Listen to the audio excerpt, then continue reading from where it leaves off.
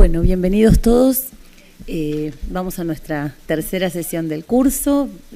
Ahora vamos a seguir con el libro de David Copenhague y el mismo formato de la otra vez. Primero la exposición del profesor, salimos, tomamos café y después venimos para la discusión. Gracias, y ya están enlazados los de afuera, ¿no? La gente de internet. Hace 15 minutos. Bueno, bienvenidos todos y perdón de atrás. En un ratito.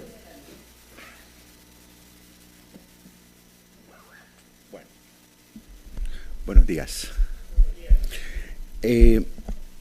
Esta exposición puede seguir de dos maneras y depende de cuánta gente ha leído el libro. Entonces quisiera tener una idea de cuántos de ustedes han tenido la oportunidad de leer el libro realmente completo. ¿Me pueden...? Pero ¿cuántos han tenido la oportunidad de leer una parte sustancial del libro? Ah, bueno, perfecto, ya. Bien. ¿Les gustó? Es increíble, ¿no? Es realmente increíble. Bueno.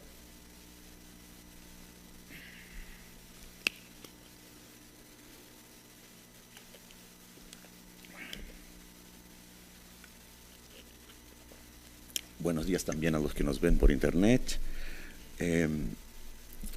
Bueno, les contaba entonces la presentación pasada que este es un libro que se puede leer, digamos, en varios registros, y hay algunos de estos registros yo soy más competente que otros, es decir, por cuestión de honestidad también tengo que decirles que no soy antropólogo, no soy especialista en el pueblo Yanomami, conozco razonablemente bien los debates sobre Amazonia hoy en Brasil, pero no es, digamos, una especialización en el sentido estrictamente académico del término. Pero me parece muy importante que ese libro circule fuera de los círculos estrictamente antropológicos. Es muy importante que sea discutido políticamente, literariamente, que sea discutido, digamos, filosóficamente. Entonces, he hecho lo posible para darles un cuadro, digamos, lo más completo posible, pero tengo estas limitaciones que ya reconozco de antemano. Antes de empezar, quisiera mencionar el dato que, por coincidencia, salió anoche en la Folha de Boa Vista, que es el diario de la pequeña ciudad que es capital de la provincia de Roraima, que es donde está parte de la tierra de Yanomami, que David Copenhague hizo ayer una denuncia de que hay aproximadamente 5.000 mineros en la tierra Yanomami y que el pueblo Yanomami empieza a sufrir fuertemente con la ausencia de los peces que mueren por el mercurio de la minería en el agua de los ríos. No sé si se puede proyectar, pero digamos, en mi Facebook está hoy, en mi página de Facebook, que es fácil encontrar porque mi nombre es un nombre muy, digamos, único. Bueno, ya. Bueno, no hace falta. En fin, quisiera mencionarles ese dato porque, digamos, lo que se va a discutir acá hoy está cada vez más presente en las discusiones sobre la preservación del bosque amazónico, los conflictos con los mineros, con los madereros, y con ese otro elemento que es fundamental, que es la expansión de la frontera agrícola, ¿no? Ayer en la sesión de la tarde, en que yo les hablé un poco del cuadro político brasileño, les hablé un poco de los fundamentos económicos del lulismo y mencioné, pero muy de paso, la expansión de la frontera agrícola porque fue el fundamento del gran boom de las commodities que experimentó, digamos, el mundo en la década pasada y en el cual Brasil participó como proveedor de materia prima, ¿no? Fundamentalmente soja, carne, azúcar, minerio y hay una más: carne, soja, azúcar, minerio y café, por supuesto, ¿no? Bueno, el libro está estructurado en 3 partes, se dieron cuenta, ¿no? La primera parte se titula Volverse otro, la segunda parte se titula El humo de metal y la tercera parte se titula La caída del cielo. Esas imágenes son fuertemente poéticas y nos fuerzan a imaginar objetos o imágenes que no estamos acostumbrados a imaginar. Entonces, se produce en el texto permanentemente un efecto de extrañamiento con las imágenes y los conceptos que desarrolla Copenhague, como por ejemplo la forma como se refiere al papel, a la escritura, ¿no? Que la llama, no sé cómo quedó en la traducción al español, pero en el original está la piel de papel, ¿cierto? La piel de papel. Y él vincula esa centralidad de la piel de papel en nuestra cultura al olvido, ¿no? El olvido es un hilo conductor del libro de Copenhague y está ya presente en la primera parte cuando él habla de su historia personal, de su autobiografía, que es inseparable de la autoetnografía que hace del pueblo Yanomami, ¿no? De la cosmogonía Yanomami. Lo que me llama la atención, y aquí los antropólogos que están presentes después pueden ayudarme con datos más técnicos, más especializados, ¿no? Pero lo que llama la atención se trata de una cosmogonía extremadamente compleja, ¿cierto? Es una historia extremadamente compleja, la historia de la creación del mundo, la historia de cómo los humanos se transformaron en animales. Pero lo que más me llamó a mí la atención, y después quisiera conversar con ustedes sobre eso, es el carácter periférico de lo humano o de los humanos en esa cosmogonía, ¿no? Se acordarán de que el libro empieza con la creación, o la vida empieza cuando Omama crea el bosque, ¿no? Omama crea el bosque. Y así empiezan las cosas.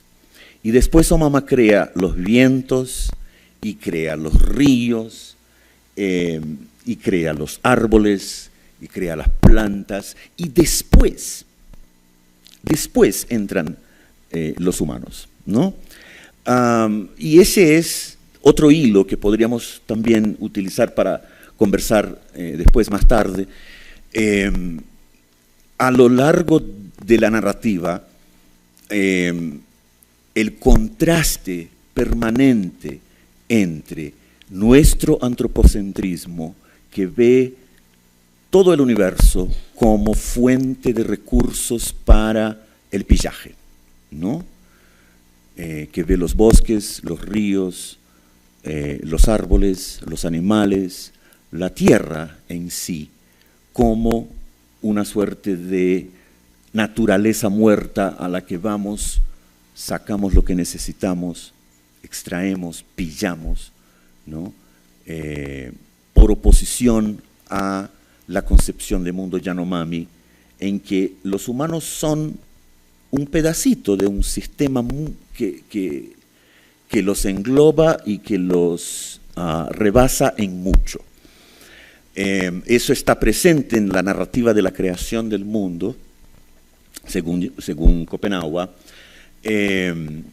y contrasta fuertemente con los capítulos posteriores del libro, en que Copenhague nos habla de la avaricia de los blancos, ¿no? La concepción que tienen los blancos del mundo como un depósito de recursos para un pillaje permanente. Entonces, eso me gustaría dejar eso ahí como posibilidad de conversación para más adelante. Aún en la cosmogonía Yanomami, hay otro detalle que yo se lo mencionaba anteayer, y que tiene que ver con lo que podríamos caracterizar como la concepción fuertemente transformacional del mundo, que es común a los pueblos amerindios, y que en el caso de Yanomami tiene un dato bastante curioso, que es que Omama, en su creación inicial, el plan era la inmortalidad, ¿no? El plan era que nosotros fuéramos inmortales. Ese era el deseo inicial de Omama, ese era el proyecto inicial de Omama. Y luego, no por un pecado original, no por una esencia maligna, sino por un error, una intervención del hermano malo de Omama, ¿no? Yaosi. Esa intervención que trae la madera equivocada para la reproducción de la mujer, etc., esa intervención equivocada nos condena a la mortalidad, ¿no? Ese es el primer dato que me gustaría también subrayar para que lo conversáramos después. Ya en las primeras páginas encontramos ese tema del olvido, todavía no como característica esencial de los blancos, sino como característica esencial de los niños, ¿no? Cuando yo era niño, mi pensamiento estaba lleno de olvido, ¿no?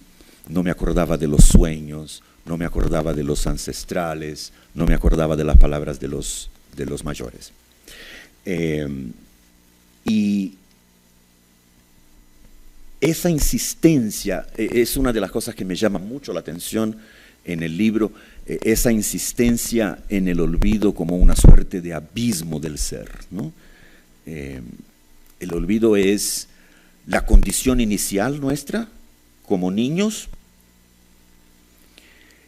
El olvido es aquello del cual el chamán te cura, de alguna manera, ¿no? Él relata con bastante detalles las conversaciones con el suegro, que era chamán, ¿no?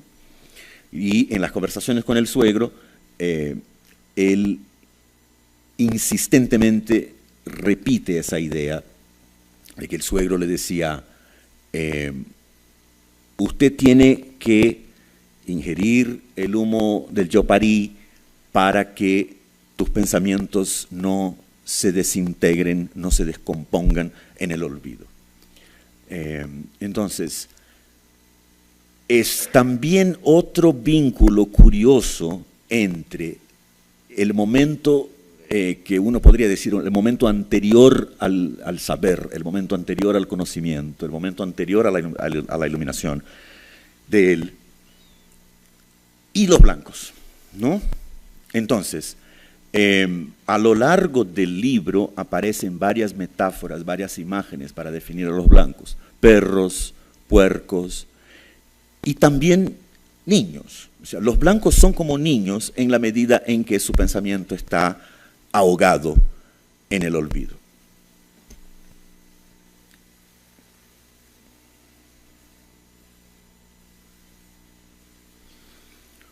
Con la intervención del chamán, con la iniciación del chamán, con la reconexión que le provee el chamán entre él y la palabra de los ancestrales, él empieza a volverse otro. Y ese es el título del primer capítulo, absolutamente lindo, que nos da un poco la dimensión de lo que sería para Copenhague esa experiencia del chamanismo, ¿no? O sea, esa es otra definición posible del chamanismo. Sé que hay antropólogos aquí en el público que saben mucho más que yo sobre chamanismo. Les mencioné anteayer la definición, una de las definiciones posibles de chamanismo dentro de lo que sería la antropología perspectivista, que es que el chamán es aquel que puede ver cada especie como esa especie ve a sí misma, ¿no? O sea, el chamán es el tipo que puede ver al jaguar como el jaguar ve a sí mismo, ¿no? Y otra definición posible sería esa, ¿no? De que el chamanismo es una experiencia de volverse otro, ¿no? La posibilidad de volverse otro, la posibilidad de salir del olvido, podríamos decir.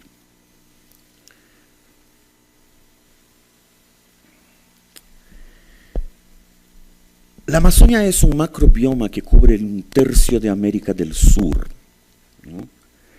Y a lo largo del libro, Copenhague nos presenta una comprensión extremadamente sofisticada, me parece, de la selva, como un sistema, o podríamos decir mejor, para recordar a Deleuze y Guattari, a los que les gusta Deleuze y Guattari, lo que hace acá Copenhague es presentarnos el bosque como un rizoma, ¿cierto? ¿Qué es un rizoma? Un rizoma es un plano multiperspectivístico en que cada punto puede conectarse con cada otro punto sin que se configure una estructura cerrada, ¿no? Esa comprensión de la selva como rizoma nos da también otra entrada a la comprensión de ese espacio fuera de un marco antropocéntrico, ¿no? Es decir, lo humano es una pieza en esa compleja, enorme configuración que incluye ríos, árboles, animales, espíritus, etc.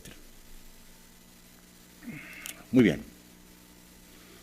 Pasando a la segunda parte, del humo de metal, la primera parte es fuertemente anclada en su historia, en la historia de los Yanomami, en la cosmogonía Yanomami. La segunda parte, el humo de metal, está, aquí ya entra, digamos, su historia en relación con los blancos y las invasiones de los blancos y la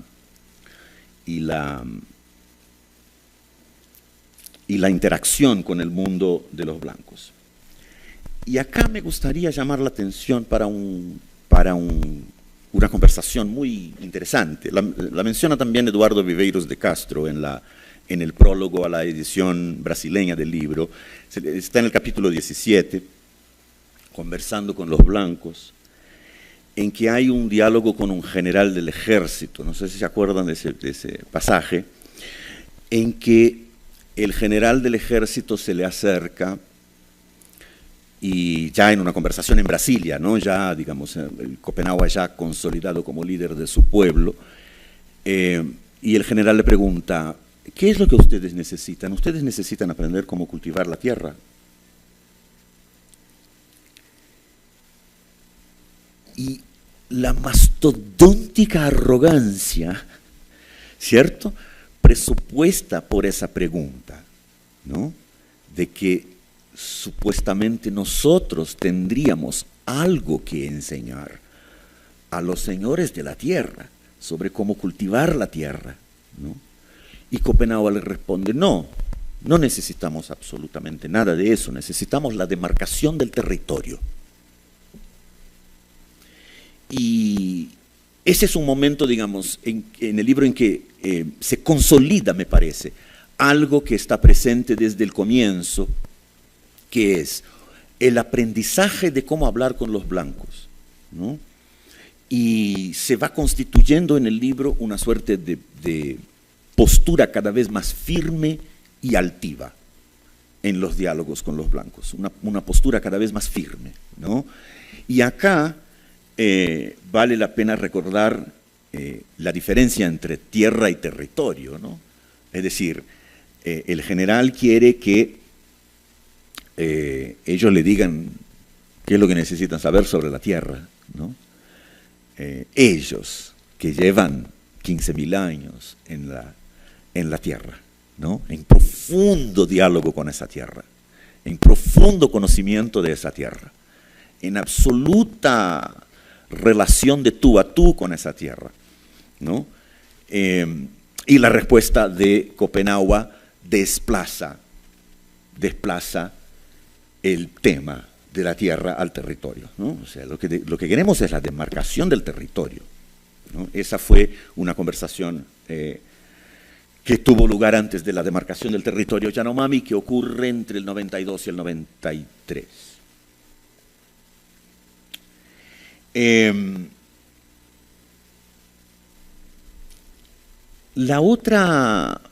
otro ejemplo que podríamos dar de esa relación con el pueblo de la mercancía, ¿no? Que es como él llama a los blancos. A lo largo del libro ustedes van a encontrar una riqueza de metáforas absurdas, ¿no? Se habla en un lenguaje que es a la vez muy metafórico y muy conceptual, ¿no? Es muy metafórico y muy conceptual a la vez. No es yo no digo metafórico en el sentido belletrista del término, sino que está esas metáforas, todo el libro, ¿no? Todas las frases, en cada frase hay una imagen así como medio rara, como el humo de metal. ¿Qué coño es humo de metal? ¿No? Y uno se pone a imaginar, a pensar, y en el contexto del discurso de Copenhague, estas imágenes van ganando su fuerza metafórica y su poder conceptual, ¿no? Entonces nosotros seríamos, según Copenhague, el pueblo de la mercancía, ¿no? En ese contraste entre los Yanomami y nosotros, esa cuestión está desarrollada en el capítulo 19, que se titula El amor de la mercancía. Y podemos volver a la metáfora del perro que les contaba anteayer, que el perro es ese animal que no sabe el momento de parar, ¿no? Tiene que seguir comiendo. Y en ese capítulo, Copenhague nos cuenta que el pueblo Yanomami básicamente encontró mecanismos para impedir la acumulación, ¿no? Y aquí volvemos al libro de Clastres, Sociedad contra el Estado, en que se hace mucho hincapié en el hecho de que las sociedades amerindias, amazónicas, ¿no? La historia en Perú y México fue un poco diferente, pero que las sociedades amerindias amazónicas construyeron mecanismos para impedir la constitución de un Estado, ¿no? Y el mecanismo fundamental que impidió la constitución de un Estado fue el proceso de impedir que el locus del poder político, es decir, el jefe, acumule cosas, ¿no? O sea, el contraste con nuestro sistema no podría ser más claro, ¿no es cierto? O sea, ¿qué es lo que hacen presidentes, senadores, diputados? Acumulan cosas, ¿cierto? En ese capítulo, el amor de la mercancía,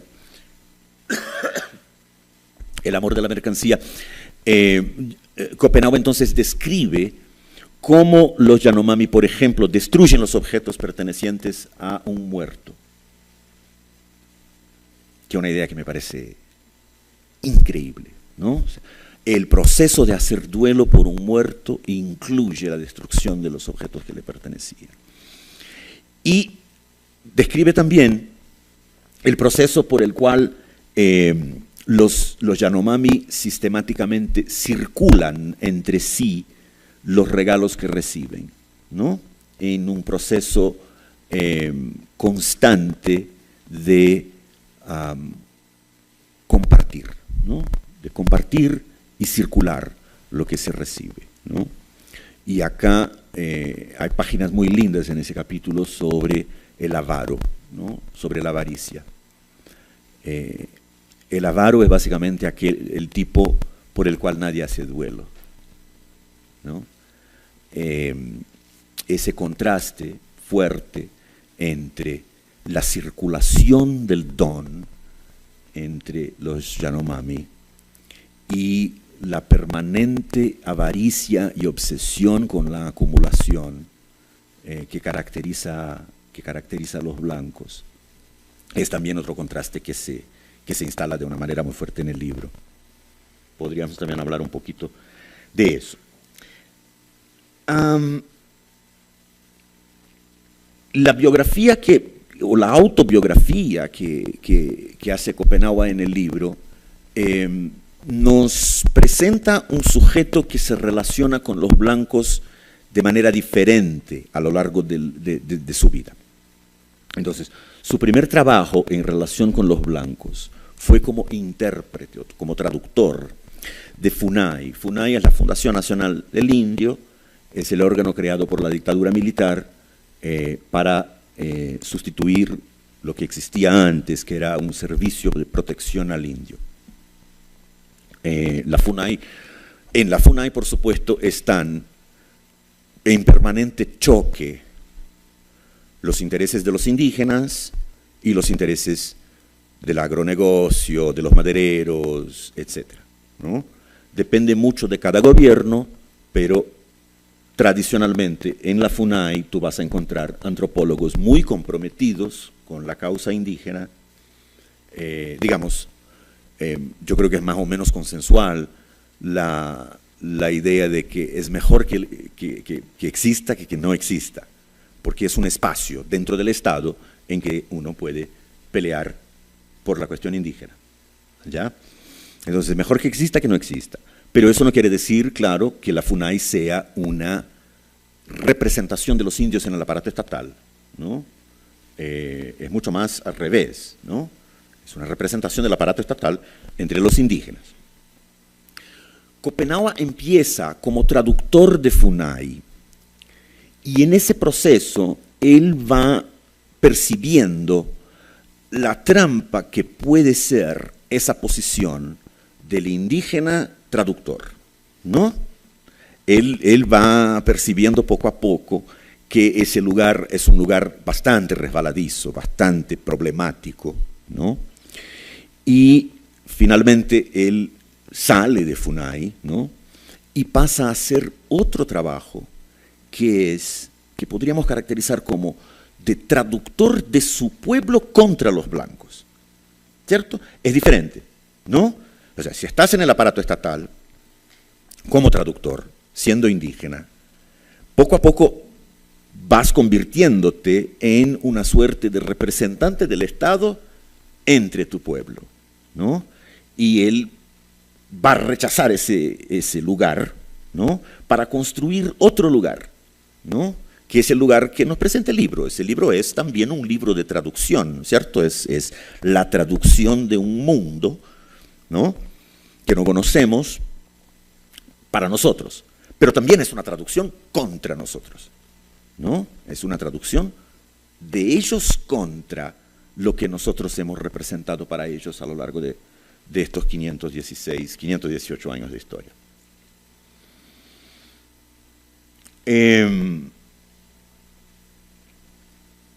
Tres puntos y cierro y ya podemos empezar a conversar.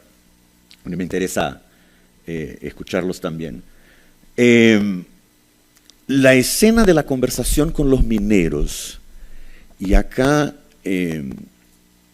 es importante, digamos, entender que la minería particularmente tiene un potencial destructivo impresionante en el bosque amazónico por miles de razones, ¿no? Que los antropólogos y geólogos y geógrafos presentes aquí pueden explicar mejor que yo, pero el gran enemigo del pueblo Yanomami ha sido la minería, y sobre eso hay unos pasajes que como que enganchan la primera parte del libro con la segunda, en la medida en que él relata algo de la cosmogonía Yanomami para explicar el desastre que es la relación de los blancos con el bosque, ¿no? Que es cuando él habla de lo que hizo Omama en la creación del mundo con los minerales, con los metales y con los minerios, ¿no? Y en la concepción Yanomami del mundo como un sistema dinámico, hay una razón por la cual Omama puso los minerales y los metales debajo de la tierra. Es para que ellos funcionaran como una suerte de ancla que permitiría que los ríos fluyeran, que los árboles crecieran, etc. En otras palabras, los minerios están debajo de la tierra porque tienen que permanecer ahí, ¿cierto? Los minerios están debajo de la tierra porque ese es su lugar. Es una concepción esencialmente relacional del mundo, que es bastante diferente de la nuestra, por lo menos de la nuestra. O sea, es muy fácil decir que nosotros también tenemos una concepción relacional del mundo, pero cuando un minero va a extraer hierro o bauxita, ¿se dice bauxita en castellano? Sí. Cuando van a extraer bauxita del bosque, ¿no? Lo que el blanco está pensando es la bauxita, ¿no? No está pensando en la relación puede incluso saber conscientemente la relación que tiene la destrucción, ¿no? la excavación de ese territorio con los ríos, con los árboles, etc. Pero simplemente lo ignora, lo olvida, ¿no? Nosotros olvidamos, ¿no? Un paréntesis acá sobre la bauxita. La bauxita fue una parte muy importante del boom del minerio en Brasil en la década pasada, y está muy relacionado con las hidroeléctricas. ¿Por qué? Porque Brasil extrae la bauxita del Pará, especialmente el estado del Pará. Los que localizan el mapa brasileño, en el norte hay dos provincias gigantes, que son las dos provincias más grandes del país. Amazonas, que está al oeste, y Pará, que está en el este, ¿ya? Casi la totalidad de estos dos estados gigantescos, yo diría que Amazonas y Pará juntos sería más o menos el tamaño de México, en un cálculo así improvisado, ¿ya? Es bastante grande. En el Pará se extrae mucha bauxita, bauxita que Brasil transforma en pequeñas placas de aluminio, ¿ya? Y la transformación de la bauxita en aluminio, en pequeños, en portugués los llamamos lingotes, no sé cómo lo llaman en castellano, ¿es un lingote? Lengüitas, qué sé yo. Esos pedacitos de aluminio, ¿ya? Pedacitos de aluminio, que Brasil le vende a China en cantidades gigantescas, ¿ya? Pero, ¿cuál es el proceso de transformación de la bauxita en aluminio? Es un proceso que es realizado utilizando cantidades obscenas de electricidad, ¿cierto? Entonces, la construcción de hidroeléctricas, está todo relacionado, ¿ven? La construcción de hidroeléctricas en Amazonia, una de los elementos de la retórica oficial, ¿ya? Aquí tanto de la izquierda como de la derecha, ha sido de que es necesario construir hidroeléctricas porque las alternativas son sucias, son las termoeléctricas y la energía nuclear, ¿no? Y junto con esa argumentación viene el chantaje político, que consiste en decir, bueno, si no quieres otra hidroeléctrica, entonces apaga tu computadora, apaga tus luces en tu casa, etcétera, ¿no? Escoge tu computadora o las hidroeléctricas, ¿no? O sea, ese tipo de chantaje, ¿no? Y que nosotros que estamos en la causa ambiental estamos cansados de escuchar, ¿no? Ah, tú con tu Macintosh, que estás hablando de, no sabes cómo funciona, que necesitas el aluminio para esto, etcétera, ¿no? Ese chantaje permanente, que sugiere que la construcción de hidroeléctricas tiene como gran objetivo llevarle energía eléctrica a la casa de los pobres, ¿ya? Lo cual es una simplificación y una reducción brutal de la realidad, porque lo grueso de la energía eléctrica producida por esas mega represas, ¿ya?, va hacia esos proyectos de producción de aluminio, ¿ya? Entonces, lo que hace Brasil entonces en ese boom de las commodities es, en las palabras de Eduardo Viveiros de Castro, a quien le debo muchísimo, buena parte de lo que le estoy presentando acá, he aprendido con él, es venderle agua y suelo a China, bajo la forma de aluminio, minerio, soja, carne, ¿cierto? Porque, por ejemplo, el costo del buey en agua es gigantesco, ¿no? No me acuerdo ahora del número exacto, pero 1 kilo de bife, ¿ya?, equivale a una cantidad gigantesca, miles y miles y miles y miles de litros de agua, ¿no?, por toda la necesidad que tiene el ganado de agua para mantenerse. Brasil tiene hoy 210, 220 millones de cabezas de ganado, o sea, hay más bueyes que personas en Brasil hoy. Entonces, la comprensión sistémica del bosque como un macrobioma rizomático, ¿no?, y complejo, le permite a Copenhague hacer ese vínculo con los elementos de su propia cosmogonía y decir, bueno, aquí Omama puso los minerios debajo de la tierra por una razón, porque los minerios son duros y están sosteniendo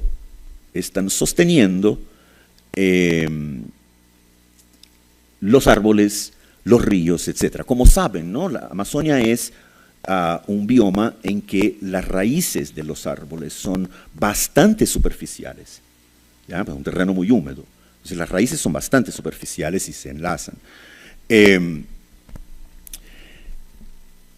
¿Qué hacen los blancos con la obsesiva excavación por minerio? La obsesiva excavación por minerio lanza en el aire el humo de metal, ¿no? Ese es el humo de metal. Y el humo de metal, título de la segunda parte del libro, es uno de los elementos que pone en permanente peligro, en permanente inminencia, la caída del cielo, ¿no?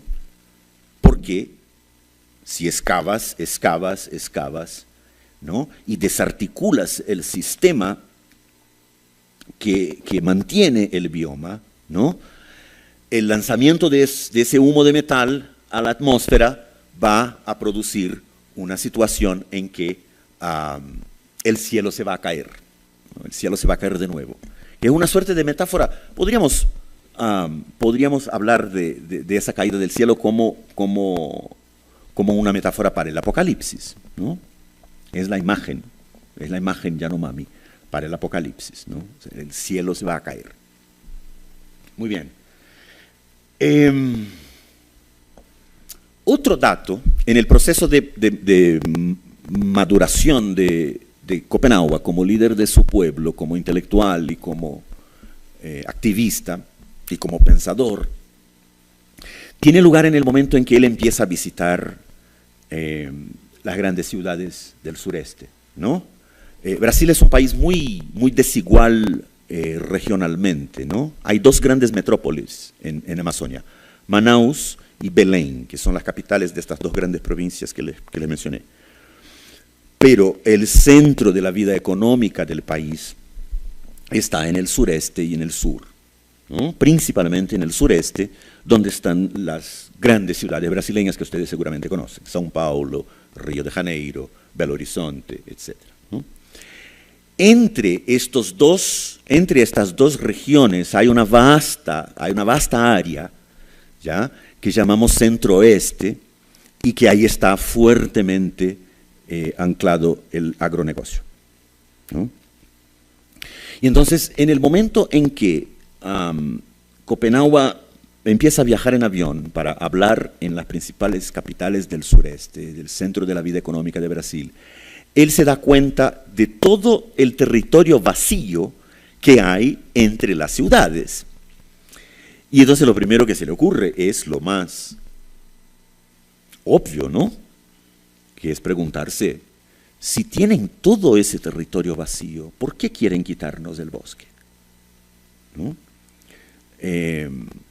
Ustedes tienen un país continental en las manos y quieren quitarnos ¿no? el pequeño espacio de armonía que tenemos con el bosque, que es tan fundamental para el planeta como un todo, evidentemente. Les incluí, aprovecho y menciono el texto ahora, Silvana, les incluí de última hora, la semana pasada, fines de la semana pasada, cuando llegué, les incluí otro texto en el Dropbox y me gustaría hablar de él mañana. Es un texto muy cortito y muy introductorio, ya está, ¿cierto, Silvana? Y que es de un joven ensayista brasileño llamado Diego Viana, chico muy joven, 32, 34 años, y que se llama Brasil es un don de Amazônia. Está. O Brasil é uma dádiva da Amazônia.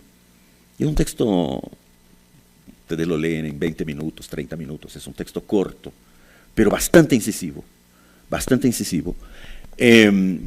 y que nos va a dar, creo, una dimensión más sistémica y total del problema. Entonces, ese momento en que sobrevuela toda esa área vacía que es el centro-oeste brasileño, ¿no? En que básicamente el bioma que existía allí fue destruido. El bioma lo llamamos en portugués cerrado. ¿Cuál es la buena traducción? Yo no sé cuál sería la buena traducción. El cerrado es el bioma que está inmediatamente al sur del bosque, ¿ya? Y es un bioma más seco, caracterizado por árboles más esparsos, por árboles más chicos, de raíces más profundas, y que fue totalmente diezmado para dar lugar al agronegocio, fundamentalmente la soja y la caña de azúcar, que también tiene un poder destructivo tremendo, porque ustedes que han trabajado con agricultura saben que la caña destruye el suelo en 5, 6, 7 años. 5, 6, 7 años, el suelo está muerto. Entonces, ¿qué es lo que se hace? Se quema esto y se pasa a la tierra siguiente, ¿no? Obviamente, en un mecanismo neurótico y olvidadizo, que es particularmente nuestro, ¿no? Y que no toma en cuenta el dato de que los recursos son finitos, ¿no? Entonces, ahora, mientras les hablo, el Congreso brasileño está votando, discutiendo, el voto puede ser a cualquier momento, hoy, mañana, semana que viene, un proyecto de potencial tremendamente destructivo, que es un proyecto de ley que autoriza, libera el cultivo de caña de azúcar en Amazonia. Ya desde hace más de una década hay una prohibición legal al cultivo de caña en Amazonia por razones obvias, ¿no? Un cultivo tan destructivo como la caña, porque después que pasa la caña, hace 6, 7 años, el terreno está muerto y lo que hacen, lo que llamamos en portugués los canaviales, ¿no? Que son las grandes plantaciones de caña, es quemar el territorio y después de eso no sirve ni para el ganado. Ni siquiera el ganado sobrevive después en ese territorio, ¿no? Entonces, claro, imagínense, eso fue lo que pasó en el centro-oeste del país, en la región cubierta por ese bioma llamado en portugués cerrado. que sería como, qué sé yo, no es exactamente una sabana, pero ya, dale, sabana, por ahí, ¿ya? Es como una pampa con árboles esparsos, ¿no?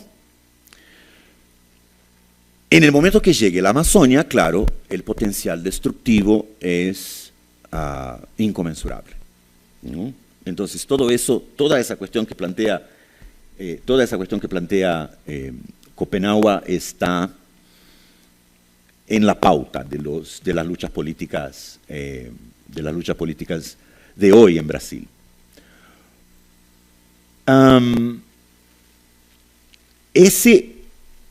Esa incapacidad o ese olvido permanente en que vivimos y que nos hace ignorar datos tan obvios acerca de la relación nuestra con el medio ambiente. Me recuerda una frase muy buena de Eduardo Viveiros de Castro, porque ese desarrollismo es frecuentemente defendido con el argumento de que Brasil es un país grande y que, por supuesto, digamos, hay espacio para todo y podemos plantar caña en Amazonia y que podemos llevar el ganado a la Amazonia, etc., ¿no? Y Viveiros lo resume con una frase que me gusta mucho, que es: Brasil es grande, pero el mundo es pequeño. Se entiende la idea, ¿no? Es decir, el país es grande, pero el mundo es pequeño. El mundo es una colección de recursos finitos, ¿no? La otra frase que quisiera recordar también, ahora ya hablé demasiado, ¿no? Es la frase de Oswald de Andrade, el poeta, ensayista y novelista de los años 20, 30, 40, de la vanguardia brasileña, que define muy bien Brasil y está en el primer manifiesto anterior al manifiesto antropófago, que es el manifiesto Pau Brasil, que es la siguiente, y que define muy bien el espíritu del libro de Copenhague, me parece. Brasil es una república federativa llena de árboles y gente diciendo adiós. Y después, en una conversación entre Copenhague y Viveiros, le dábamos vuelta a esa frase. La frase original es: Brasil es una república federativa llena de árboles y gente diciendo adiós, ¿no? Y ahora ya estamos en ese momento en que, claro, Brasil es una república federativa llena de gente diciéndole adiós a los árboles. Y quizás diciéndole adiós también a la república, entendida si la entendemos, por lo menos si la entendemos en su sentido etimológico de res pública, de cosa pública, ¿cierto? Ya pillada por intereses privados, ¿no? Hay toda una parte, que voy a tocarla muy de paso, porque ya es el mediodía y quiero escucharlos, que es la relación de los Yanomami con los misioneros, ¿cierto? Y las conversaciones con los misioneros evangélicos que penetran en el territorio indígena con su catequesis y a los cuales Copenhague le ofrece respuestas bastante firmes, ¿no? Bastante firmes. Ese proceso, lo que más me llama la atención, porque hay un debate entre los indígenas, obviamente, ¿no? Hay una multiplicidad de posiciones diferentes, obviamente, entre los líderes indígenas. Y en el extremo opuesto a Copenhague están los líderes indígenas que creen en la posibilidad de asumir la cultura blanca, de incorporar la cultura blanca y operar sus intereses dentro de ellas, ¿no? Copenhague es mucho más escéptico, no es un purista, o sea, Copenhague tiene teléfono, camina, ¿no?, con camisetas, etc. En fin, toda esa cuestión que es tangencial, no es un purista, pero es un tipo que está permanentemente atento a los peligros, ¿no? A los peligros de convertirse en traductor del blanco, a los peligros de convertirse en un acumulador de mercancías, en los peligros. O sea, está presente en todo el texto esa idea, ¿no? Y esa es la respuesta que él le ofrece al primer misionero con que topa, y que es, usted me viene a hablar de pecados, castigos, muerte, culpa. Su pensamiento está lleno de humo. Y a esa imagen tan fuerte que retorna varias veces en el libro, de un pensamiento lleno de humo, y que está vinculada también con el momento inicial de la infancia, de la niñez, en que él no había todavía pasado por el proceso de iniciación como chamán, y que no podía conectarse con los sueños. Y acá hay otra diferencia fundamental entre los Yanomamis y los blancos, que es la relación con los sueños, ¿no? Hay un momento del libro, yo creo que es mi frase favorita del libro, que los blancos comen mucho y solo sueñan con ellos mismos. Es espectacular, ¿no? O sea, uno podría hacer todo un seminario sobre Freud y el psicoanálisis a partir de esa frase de Copenhague, ¿no? O sea, ¿cuál es la diferencia entre los Yanomamis y los blancos? Los blancos solo sueñan con ellos mismos, ¿no? Y es permanentemente yo, y yo, y yo, y quiero, y tengo, y acumulo, ¿no? Mientras que la concepción Yanomami de los sueños es otra cosa completamente diferente, ¿no? O sea, los sueños son un vínculo, una conexión con los ancestrales, ¿no? Son una posibilidad de escucha de la voz de Omama, son un puente, ¿no? Con los chaparí, con los espíritus que nos iluminan y que nos guían. Es decir, no está esa centralidad del yo, no está esa obsesión con uno mismo, ¿cierto? Y claro, aquí digamos, si tomamos el ABC del psicoanálisis, ¿no? O sea, las primeras páginas de la interpretación de los sueños, los primeros momentos de la constitución del psicoanálisis como disciplina, ¿no? La pregunta es siempre, ¿qué es lo que este sueño dice sobre mí? ¿No? ¿Qué es lo que este sueño dice sobre el sujeto? ¿No? Y todo el libro habla de sueños. El libro del principio al fin habla de sueños. Eso me llama mucho la atención como profesor de literatura, ¿no? Todo el libro habla de sueños, pero nunca está esa cuestión egológica nuestra, ¿no? O sea, ¿quién soy yo?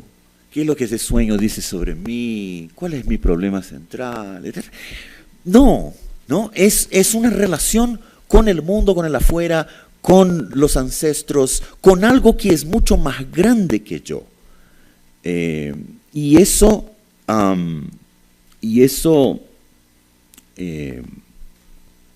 es un contraste muy fuerte con los sueños de los blancos. A veces, Copenhague a veces dice cosas contradictorias en el libro, ¿eh? Más o menos como los indígenas del padre Vieira que les contaba ayer, que escuchaban la catequesis hoy, lo aprendían todo y mañana ya lo habían olvidado. Copenhague dice cosas diferentes sobre los blancos. Por ejemplo, al principio dice, los blancos no sueñan, ¿no? Hay un momento que él dice, los blancos no sueñan. Un poco más adelante dice, no, los blancos sueñan, pero solo sueñan con ellos mismos. Y es esa idea tan interesante de que nosotros, como los perros, ¿no? comemos sin detenernos jamás, de que no sabemos relacionar nuestro comer con el mundo, con los recursos, con el otro, ¿no? Es siempre esa posición absolutamente egológica y egocéntrica que entiende el mundo como una suerte de depósito de recursos para mi devoración, para mi pillaje, ¿no? El otro animal que aparece asociado a los blancos es el puerco, los chanchos, por el problema de la excavación, ¿no?